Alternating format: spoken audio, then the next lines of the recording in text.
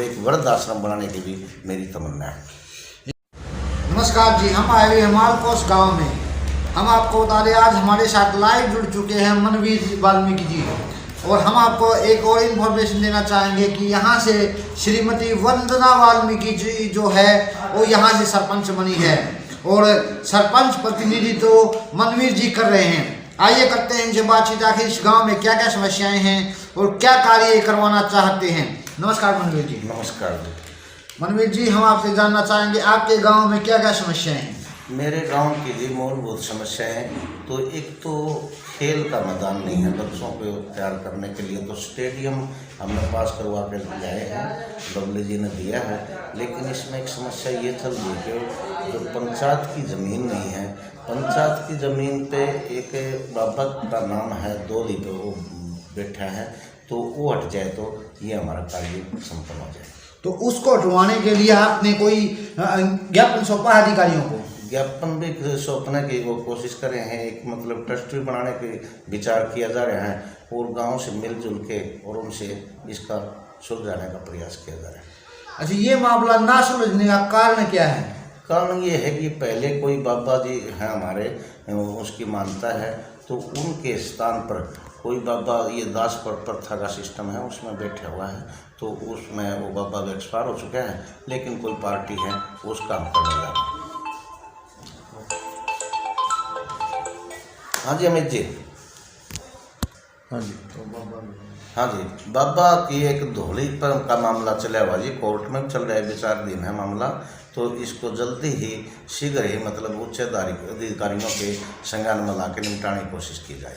जो यहाँ स्टेडियम बनवाने की बात चल रही है, आपके पास कोई और पंचायती जमीन नहीं है? न मेरे गांव में कोई विशेष पंचायत की ज़मीन नहीं है, सिर्फ 2 किले ज़मीन है, उसमें कोई और अन्य चीज़ें बनाने का विचार कर रहे हैं। उसी पे स्टेडियम बन सकता है? जी जी जी।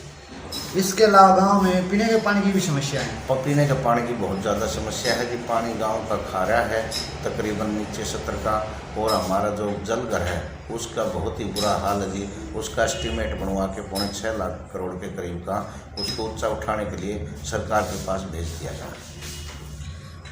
और इसके अलावा आपने प्रस्ताव में क्या लिखवा है? इसके अलावा प्रस्ताव हमारा गलियों का है, ये नालियाँ हैं, जो नाले हैं हमारे वो पुराने हो चुके हैं और बहुत नीचे हो चुके हैं, इनको दोबारा से बनवाने का विचार है कि इनको बना जाए और स्वस्थ गांव ठीक इसकी निकासी हो जाए, ठीक ठाक रहे, और गलियाँ का निर्माण का कार्य चल रहा है। मनवीर जी, गाँव में जल भराव की समस्या भी रहती है? हाँ रखिए जी, उसके लिए हमने 2 कनेक्शन लगवाए हैं जी, उसकी परमानेंट बीटी पास करवा दी गई है नहर विभाग से, तो वो शीघ्र ही लग जाएंगी और ये जल भराव की समस्या खत्म हो जाएगी। मनवीर जी, यहाँ से महिला सरपंच बनी है वंदना वाल्मीकि जी, तो महिलाओं के लिए वो क्या करवाना चाहिए? महिलाओं के लिए जी आंगनबाड़ी हमारे गांव में 2 हैं जी, दोनों आंगनबाड़ियों का कार्य चल रहा है।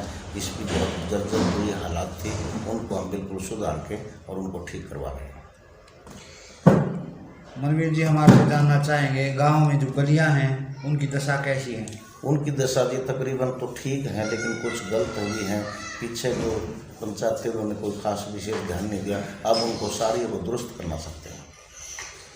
गांव में बड़े बुजुर्गों का एक अहम रोल होता है, उनका आशीर्वाद भी लेना जरूरी होता है, तो आपके गांव में बड़े बुजुर्गों के मान सम्मान के लिए क्या प्रयास किए जा रहे हैं? जैसे उनकी वृद्धावस्था पेंशन बनवाना, उन ओल्ड एज होम शुरू करना, या और उनके लिए पार्क बनवाना, इस प्रकार के कोई आपने कोई ऐसी स्कीम सोची है और जिन जो वृद्धों को उनका सहयोग मिल सके, उनका सहारा बन सके? गांव में एक स्कूल के सामने ग्राउंड है, और मैंने एक गांव का तालाब उसकी सफाई करनी है, उसकी मिट्टी निकलवा करके वहां पर भरत करके के वहां पर एक ओपन जिम बनाने का विचार है, ताकि बुजुर्ग हमारे उसके अंदर अपनी सेहत भी ठीक कर ले, घूम फिर लें और अपना पार्क टाइप में ये हो जाए, और एक वृद्धाश्रम बनाने की भी मेरी तमन्ना है।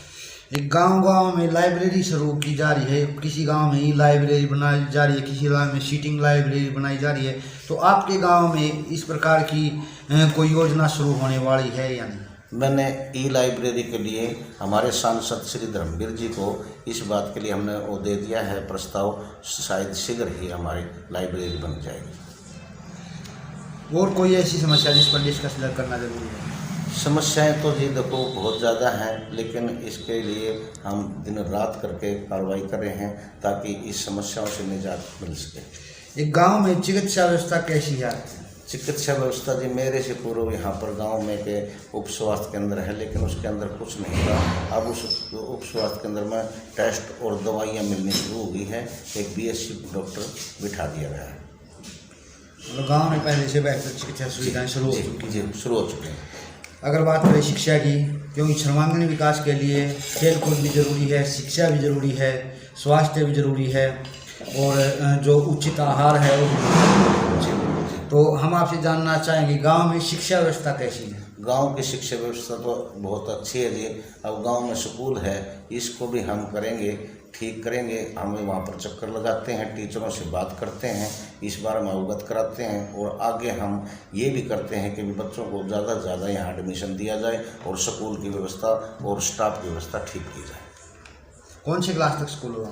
यहाँ में 8वीं तक है और एक प्राइमरी विंग है जो लड़कियों के लिए है। ये दोनों को हम दुरुस्त करें। तो गांव में जो सरकारी स्कूल में है उसके अंदर बच्चे ज़्यादा से ज़्यादा बढ़े, इसके लिए क्या कुछ प्रयास किए जा सकते हैं आपके नज़रिए से? अब हमने यही प्रयास करेंगे कि मैंने स्कूल स्टाफ से बात की है, जब भी आपके एडमिशन होंगे हम आपके साथ गांव में चलेंगे और गांव में जा कर के उनके जो अभिभावक हैं या बच्चों को मोटिवेट करके अधिक से अधिक एडमिशन दिलाकर शिक्षा का सुधार करेंगे।